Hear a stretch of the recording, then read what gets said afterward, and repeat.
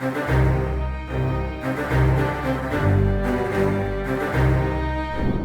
persatu, orang-orang terdekat Presiden Joko Widodo mundur dari jabatannya di pemerintahan maupun badan usaha milik negara atau BUMN. Mereka yang dahulu merupakan loyalis dan pengikut setia memutuskan untuk mengundurkan diri guna mendukung kampanye Capres dan Cawapres nomor urut 3, yaitu Ganjar Pranowo dan Mahfud MD. Keputusan ini muncul di tengah kabar tentang kecenderungan dukungan Jokowi terhadap pasangan calon nomor urut 2, Prabowo Subianto, Gibran Rakabuming Raka. Apakah hal ini mencerminkan bahwa mereka yang mengundurkan diri segera mengambil jalan yang berbeda dan tanpa ragu mengkritisi Jokowi demi meningkatkan elektabilitas pasangan Ganjar Mahfud? Basuki Cahayapurnama alias Ahok. Kabar pengunduran diri Ahok diumumkan langsung dari Instagram pribadinya @BasukiBTP. Dalam unggahannya, ia terlihat memegang dokumen atau surat pengunduran pada pekan 2 Februari 2024. Ahok mengatakan pengunduran dirinya tersebut lantaran ingin sepenuhnya mendukung kampanye paslon Ganjar Mahfud. Setelah menjadi bagian dari TPN Ganjar Mahfud, mantan Gubernur DKI Jakarta itu pun menanggapi soal wacana kemungkinan koalisi antara kubu Ganjar dengan Anies. Ahok terang-terangan mengungkapkan peluang koalisi kubu 01 dengan kubu 03 tidak mungkin terjadi, alias mustahil terlaksana. Menurutnya, jika tak terpilih, partainya kemungkinan akan menjadi oposisi dalam pemerintahan. Menurut Ahok, isu yang berkembang di tengah publik saat ini sama dengan saat pencalonan bakal capres. Saat itu, Ahok melanjutkan, wacana yang beredar adalah Megawati mendorong anaknya Puan Maharani untuk maju sebagai capres, tapi isu tersebut terbantahkan ketika Mega memilih Ganjar.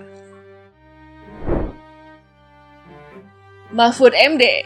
Menteri Koordinator Bidang Politik, Hukum, dan Keamanan atau Menko Polhukam Mahfud MD memastikan resmi mundur dari Kabinet Indonesia Maju atau KIM.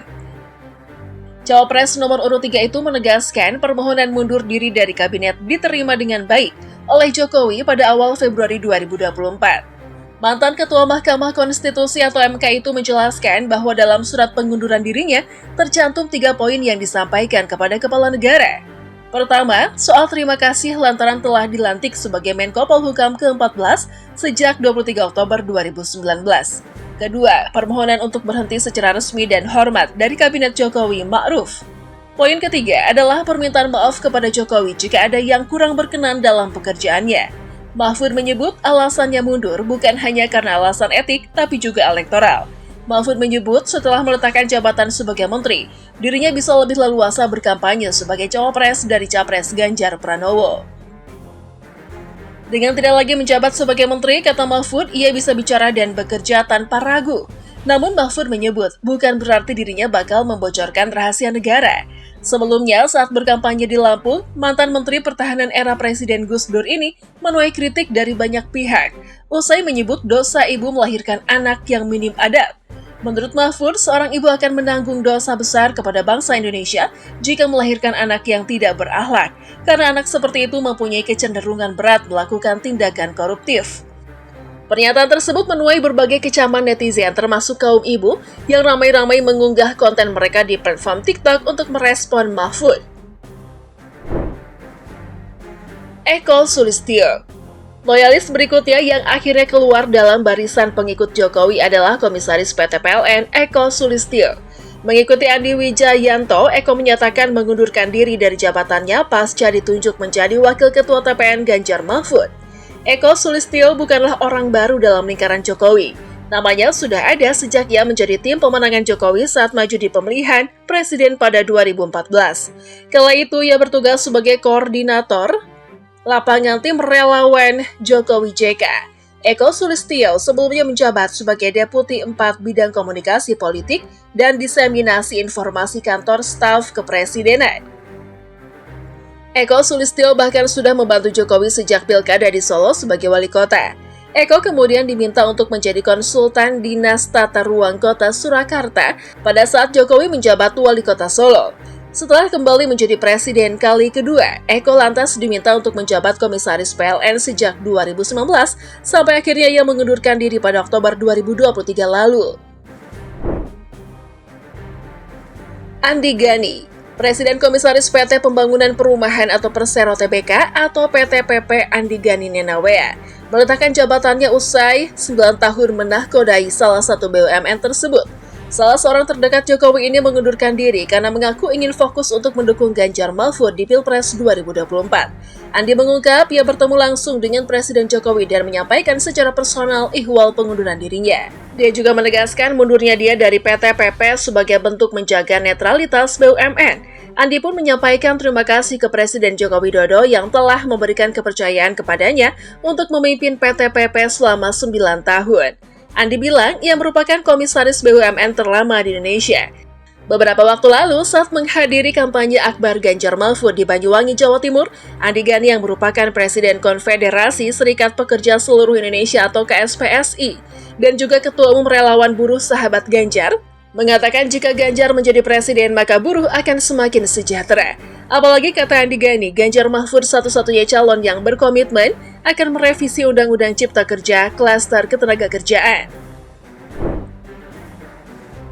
Abdi Sleng, gitaris grup band Sleng Abdi Negara Nurdin atau Abdi Sleng mengumumkan pengunduran diri dari Komisaris Telkom Indonesia.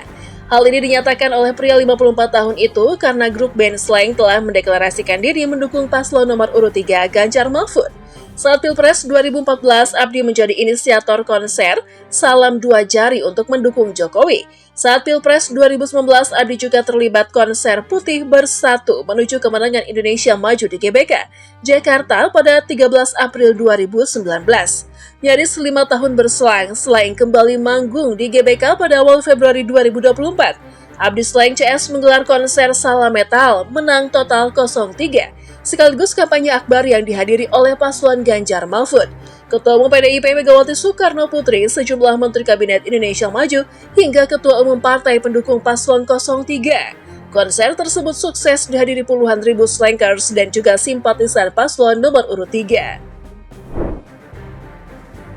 Jaleswari Pramodawardhani. Pada hari yang sama dengan Mahfud, Deputi 5 Kepala Staf Kepresidenan Jaleswari Pramodawardhani juga menyatakan mundur dari jabatannya. Wanita yang kerap disapa Deni ini memutuskan berhenti karena tidak ingin dipersepsikan sebagai beban politik Presiden Joko Widodo. Sebagaimana diketahui, Jaleswari masuk TPN Ganjar Mahfud sejak November 2023. Deni dilantik menjadi Deputi 5 Bidang Politik Hukum, Keamanan, dan HAM sejak 2016. Posisi ini kembali dipegangnya pada 2020. Selama pemerintahan, Deni juga pernah menjadi Dewan Pengarah Tim Evaluasi Kelembagaan Kantor Staf Presiden, Pengarah Tim Monitoring Pelaksanaan Otonomi Khusus Papua dan Papua Barat, Kementerian Dalam Negeri, serta penanggung jawab Tim Percepatan Penyelesaian Konflik Agraria Kantor Staf Presiden. Sebagai peneliti, Deni aktif dalam keanggotaan Perhimpunan Indonesia untuk Pembinaan Pengetahuan Ekonomi dan Sosial atau Bineksos. Terakhir, ia juga menjadi penasehat senior di The Indonesian Institute Center for Public Policy Research. Andi Wijayanto.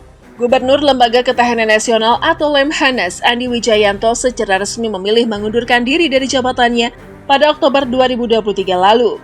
Alasan pengamat pertahanan, politikus, dan mantan akademisi Indonesia itu meletakkan jabatannya adalah ingin lebih fokus bekerja di Tim Pemenangan Nasional Ganjar Presiden atau TPNGP. Politisi 52 tahun ini menjelaskan bahwa satu-satunya alasan dibalik pengunduran dirinya adalah untuk menjaga netralitas Lemhanas RI dan memastikan lembaga ini tidak terlibat dalam politik praktis. Dengan langkah ini diharapkan Lemhanas RI dapat terus melaksanakan tugasnya dengan baik. Beberapa hari sebelumnya, Andi Wijayanto telah dilantik menjadi Deputi Politik 5.0 TPNGP oleh Ketua TPNGP Arsyad Rashid.